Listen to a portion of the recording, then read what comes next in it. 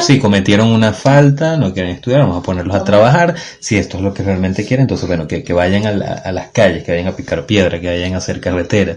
Era una forma era como una especie de regaño del papá Gómez frente a estos estudiantes que pareciera no los vieron como unos potenciales hombres que pudiesen derrocar al gomecismo, sino como bueno, vamos a utilizar esto como ejemplo, que bueno, aquí no hay cualquier escenario, cualquier campo, cualquier estrato de la sociedad que pudiese mostrar algún signo de alzamiento contra el gomecismo, hay que reprenderlo. Sí. Y obviamente esa acción no pasó del todo desapercibida, sobre todo porque cuando los liberan hay todo aquel recibimiento, todo ese vitoreo.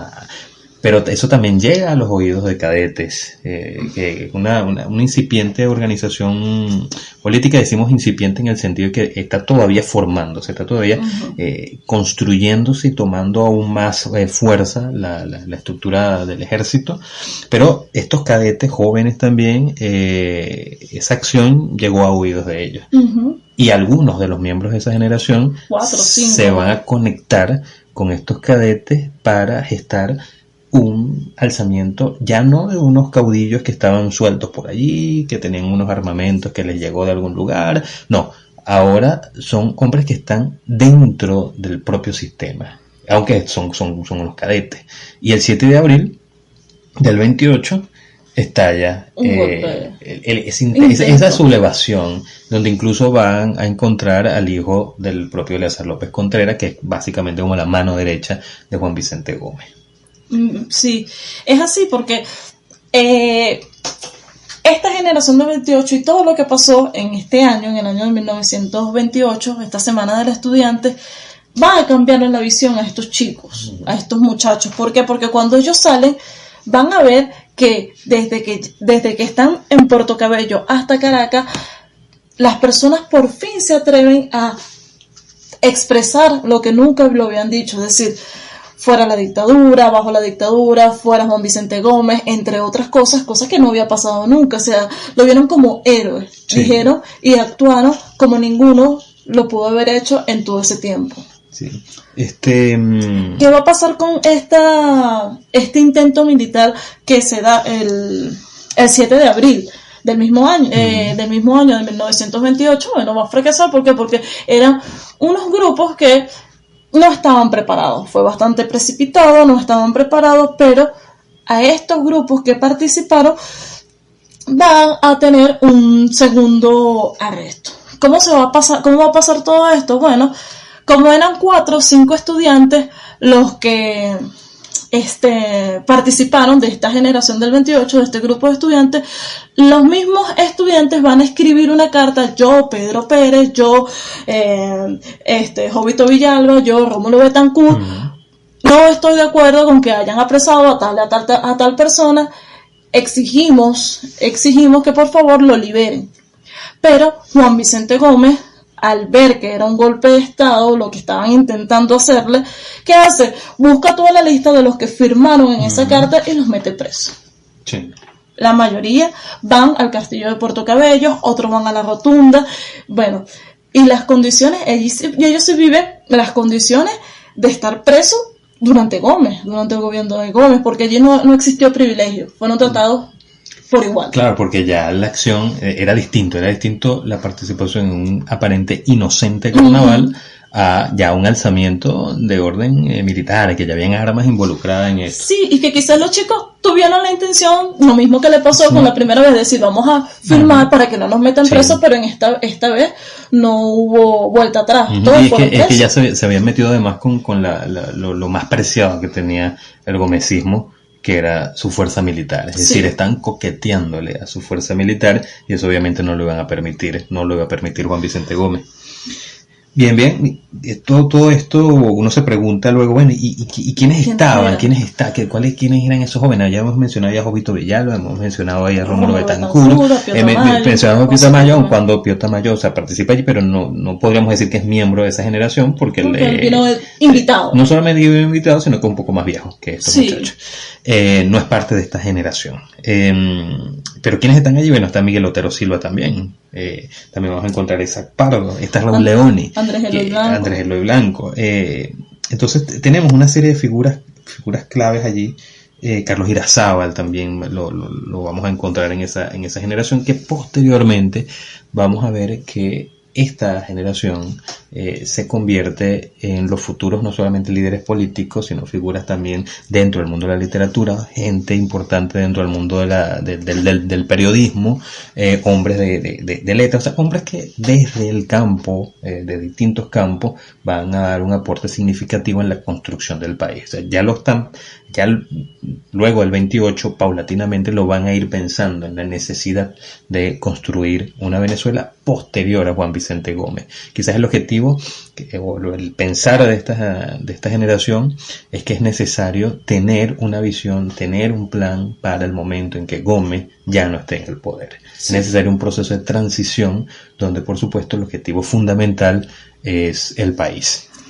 Es así porque estos jóvenes que fueron presos, la segunda vez que van presos, los que menos tiempo duraron en prisión, va a ser 9 meses. Muchos de los que están allí salen de prisión es cuando Juan Vicente Gómez muere, es decir, en 1935.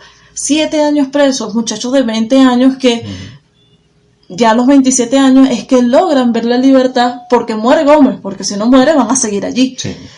Hay una obra que es Las crisis de la Venezuela contemporánea, 1903-1992, de Manuel Caballero, y 1992 de Manuel Caballero, y él señala, vamos a darlo así como unas especies de grandes consecuencias que vienen con la generación del 28, o cuestiones que van a cambiar políticamente o a partir de lo ocurrido con la generación con los carnavales de 1928.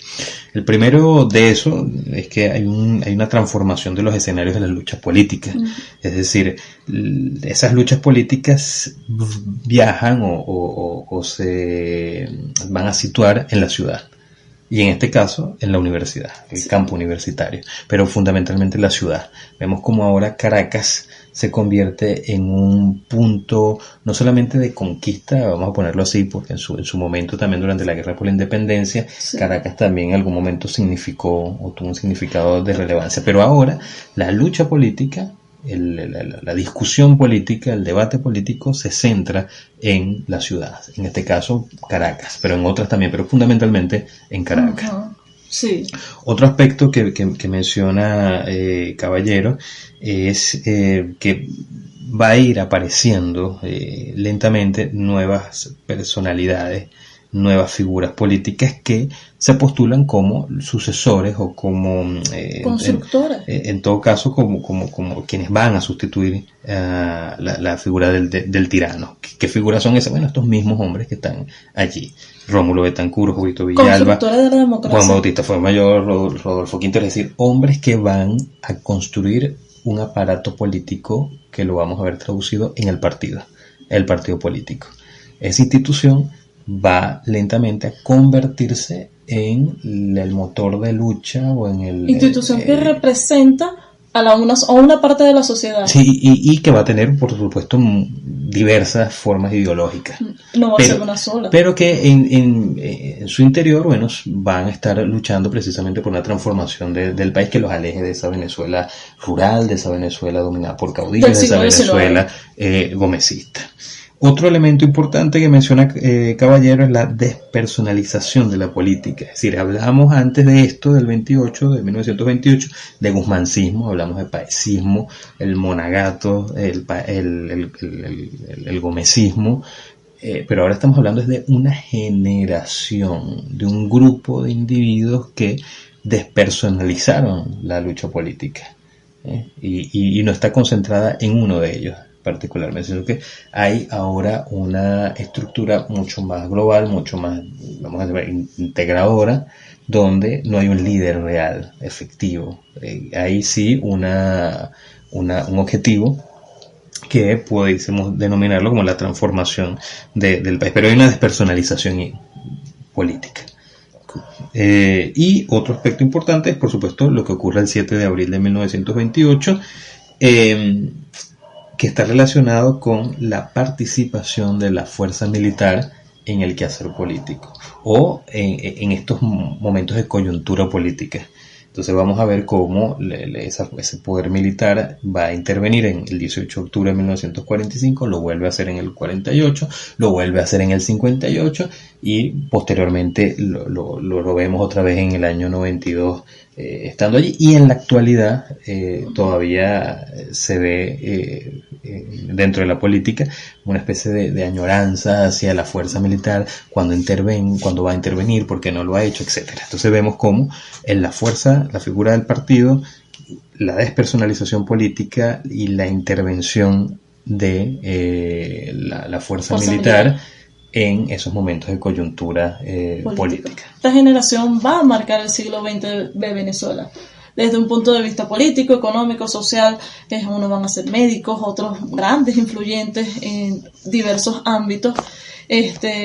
Pero a su vez esto lo permitió, quizás si no hubiesen participado los muchachos de la generación del 28 en todos estos eventos, Venezuela fuera otra. Bueno, eso no sé, es como atrevido, es una conclusión un poco atrevida, pero lo que sí podemos decir también es que estos muchachos de la generación del 28, Caballero hace o llega a una conclusión bastante, que yo creo que es más atrevida todavía, es que inventaron la política en Venezuela. Ciertamente. Y si revisamos esa expresión, tiene mucha lógica.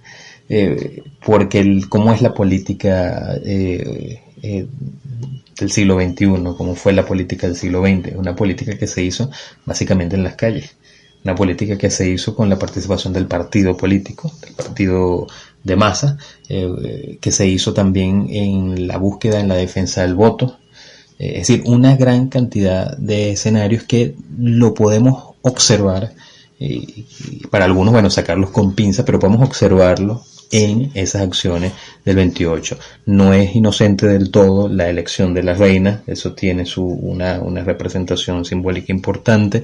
No es del todo inocente tampoco los discursos que dieron, es decir, la calle se convierte en un escenario de disputa política y el discurso, tanto oral como escrito, se convierten en elementos, como en referentes, en bases para la acción de orden política.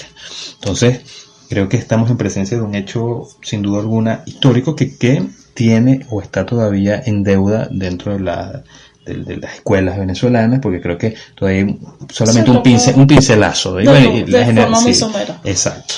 O sencillamente no es atendido. Entonces, creo que son acontecimientos, son capítulos de la historia venezolana que necesariamente tienen que ser estudiados, que es algo muy importante. Nuestro podcast, Historia en Cuarentena, busca principalmente generar algunas dudas, algunas inquietudes, que invitar a nuestros oyentes a hurgar, a revisar con cierta disciplina, con cierta disciplina, a cierta fuente específica. Hoy hablábamos, por ejemplo, de Manuel Caballero, que creo que es un autor bastante manejable, digerible, que permite no necesariamente a los entendidos de la historia acercarse a estos acontecimientos que son claves, que nos explican un poco nuestro siglo XX y nuestro siglo XXI también. Sí, es así, pero eso, Luis, eso lo hablamos en otra Historia en Cuarentena. En otro capítulo. Seguimos entonces. Síguenos en Instagram a través de @historia.cuarentena,